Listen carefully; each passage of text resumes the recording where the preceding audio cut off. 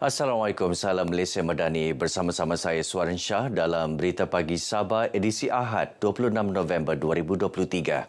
Pelancongan luar bandar akan terus diperkasa bagi merancakkan lagi ekonomi luar bandar. Pembantu Menteri Pelancongan, Kebudayaan dan Alam Sekitar, Datuk Johnston Bangkuai berkata menerusi Belanjawan Negeri 2024, sejumlah 106.14 juta ringgit diperuntukkan bagi pembangunan produk dan destinasi pelancongan luar bandar yang berpotensi dibangunkan di naik taraf dan diselenggara. Pentingnya pelancongan luar bandar ini, pelancongan berasaskan komuniti ini dalam usaha menambah pendapatan penduduk luar bandar. Ya, kalau sebelum ini tumpuan lebih kepada pertanian, tetapi sekarang ada kesedaran untuk terus menceburkan diri dalam bidang pelancongan luar bandar. Datuk Johnston ditemui media selepas melancarkan Festival A1 Land di Hyatt Centric Kota Kinabalu. Mengenai festival ini, Datuk Johnston menyifatkan ia sebagai langkah menggalakkan belia melibatkan diri dalam sektor pelancongan. Antara aktiviti diadakan termasuklah jualan produk, sukan papan luncur, tarian hip-hop dan persembahan artis tempatan. Kerajaan meluluskan peruntukan kira-kira 20 juta ringgit untuk menambah aset taktikal Eastern Sabah Security Command ESCOM di sempadan negara bagi memperkukuh kawalan keselamatan di Zon Selamat Timur Sabah S-Zone. Ketua Pegawai ESCOM Dr. Jamaluddin Muhammad Ali berkata antara aset itu termasuklah bot-bot laju. Ya, kita telah diluluskan oleh pihak kerajaan untuk menambah aset-aset di kawasan sempadan. Antaranya adalah pembelian bot laju dan juga pembelian bas. Sedang dalam proses perolehan dan insya-Allah pada tahun hadapan perkara itu dapat direalisasikan. Beliau ditemui media selepas program Semana ESCOM 2023 di Kampung Batu Payung yang disempurnakan Pembantu Menteri kepada Ketua Menteri Datuk Nizam Abu Bakar Titingan.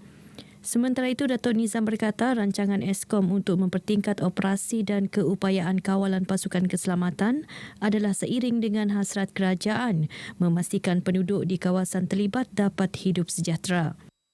Kewujudan ESCOM ini harus kita kekalkan kerana inilah satu agensi, satu pasukan keselamatan yang telah memberi keselamatan dan keamanan di semua penduduk-penduduk sehingga kita boleh dapat melaksanakan aktiviti-aktiviti perekonomian dengan keadaan yang selamat dan tenteram. Program Semana ESCOM ini diadakan bagi memberi kesedaran keselamatan serta meningkatkan tahap patriotisme penduduk di S-Zone. Turut diadakan jualan rahmah serta jualan agromadani. Sabah Pharma Fest yang diadakan buat julung kalinya oleh Lembaga Pemasaran Pertanian Persekutuan Pharma menyasarkan nilai jualan sebanyak RM200,000. Ketua Pengarah Pharma Abdul Rashid Bahri berkata program tersebut yang berlangsung di Wisma Budaya Kota Kinabalu sejak Jumaat hingga hari ini dijangka dihadiri lebih 5,000 pengunjung. Sambutan sangat menggalakkan, terutama sekali daripada usahawan-usahawan dari sepelosok Sabah. Daripada jauh mereka datang dan mereka berharap dapat satu jualan, satu adalah mendapatkan hubungan perniagaan dengan pembeli-pembeli di Kota Kinabalu khususnya. Dan kita juga berharap dengan kita ada membuat program business matching, mereka mendapatkan perniagaan lebih besar. Abdul Rashid ditemui media selepas majlis perasmian yang disempurnakan Timbalan Menteri Pertanian dan Keterjaminan Makanan, Datuk Chan Fong Hin. Sementara itu, Datuk Chan memuji usaha Pharma menganjurkan Sabah Pharma Fest sebagai platform kepada usahawan tempatan menjual hasil produk mereka. Mereka juga ada peluang untuk terus jual buah-buahan mereka dekat sini. So ini kita nak mengurangkan orang tengah lah supaya kita tarik memberikan satu peluang supaya mereka dapat berhadapan dengan customer lah. Antara yang menarik adalah tawaran harga istimewa bagi beras 10 kilo dengan harga RM25 serta jualan kombo madani dengan harga RM20. Sebanyak 8 van disita atas kesalahan beroperasi tanpa lesen perniagaan pelancongan dan tamat tempoh insurans kenderaan serta lesen kenderaan motor menerusi Ops Van Putih di Kota Kinabalu.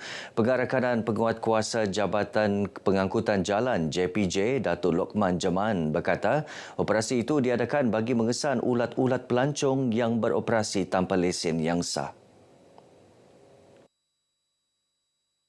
Kita telah memeriksa sejumlah 8 kenderaan yang kita kenali sebagai operasi van putih kali ini, yang mana 7 daripada 8 van yang kita periksa ini kita dapati telah melakukan kesalahan di bawah Seksyen 19.1 Akta 594 yang itu beroperasi tanpa lesen perniagaan dan pelancongan. Dan semua kenderaan-kenderaan ini akan ditahan dan akan disiasat serta dia akan dituduh di mahkamah. Datuk Lokman berkata jika sabit kesalahan akan didenda tidak melebihi RM25,000 atau penjara tidak melebihi 5 tahun atau kedua-duanya. Ops Van Putih ini juga memfokuskan kepada kesalahan di bawah Seksyen 4-1 Akta Pelesenan Kenderaan Pelancongan 1999 iaitu menjalankan perniagaan pelancongan tanpa lesen sah. Sebanyak 50 pokok pelbagai spesies berjaya ditanam di sekitar kawasan pusat peranginan di Tuaran sempena program Bumi Hijau Anjuran Persatuan Keluarga Polis Perkep Kontingen Sabah. Antara pokok yang ditanam mangga cokanan, kelapa dan jambu yang disumbangkan Jabatan Pertanian Sabah. Majlis perasmian disempurnakan isteri yang di-Pertuan Negeri Toh Puan Nurlidah Tan Sri RM Jasni. Pengerusi Perkep Kontingen Sabah, Datin Nuriah Hati Farhana Abdullah berkata, program yang turut dijayakan bersama Ibu Pejabat Polis Daerah Tuaran, Jabatan Perhutanan Sabah dan Ibu Pejabat Kontingen Sabah itu bertujuan mendidik masyarakat memelihara alam sekitar. Program ini juga menyaksikan penyampaian sumbangan wang tunai daripada Yayasan Nur Jauhar kepada 50 murid B40 dari Sekolah Kebangsaan Kepayan. Persatuan Pesara Pegawai Perkhidmatan Pendidikan Malaysia 5PM Cawangan Sandakan komited mencari pelbagai cara dan mekanisme berkesan untuk membantu golongan yang memerlukan. Antara pendekatan tersebut termasuklah kerja-kerja amal seperti gotong royong dan penyerahan bantuan berupa bakul makanan. Pengerusinya Budun Muari menyatakan demikian kepada RTM selepas program gotong royong dan penyerahan sumbangan kepada Pusat Latihan Taman Cahaya Sandakan. Kita juga mengharapkan NGO-NGO yang lain yang ada kemampuan supaya datang membantu penghuni Taman Cahaya ini sebab mereka ini masih kekurangan dana dan perlu bantuan. Sementara itu, Penguasa Pusat Latihan Taman Cahaya Ibrahim Abdul Hamid berharap lebih ramai masyarakat akan membantu pusat latihan ini.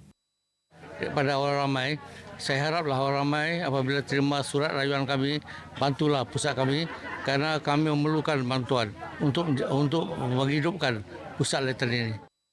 Aktiviti gotong royong ini turut disertai ahli Pusat Aktiviti Warga Emas Pawe Elopura. Sebanyak 5 padang dikenal pasti sebagai lokasi perlawanan bagi kejohanan bola sepak Piala Safa peringkat negeri yang dijadualkan berlangsung pada 25 hingga 27 Januari tahun depan. Naib Presiden Persatuan Bola Sepak Sabah Safa, Datuk Seri Dr. Rudi Awa berkata, padang tersebut ialah Padang Sukma, Padang Sintetik, Padang UMS dan Stadium Likas. Datuk Rudi berkata Stadium Likas akan digunakan untuk perlawanan peringkat kalah mati. Kami merancang yang terbaik, yang termampu kami lakukan demi untuk beliawanis yang ada di negeri Sabah ini. Kerana kita mengharapkan mereka lah yang akan memperjuangkan negeri Sabah melalui bola sepak yang ada pada hari ini.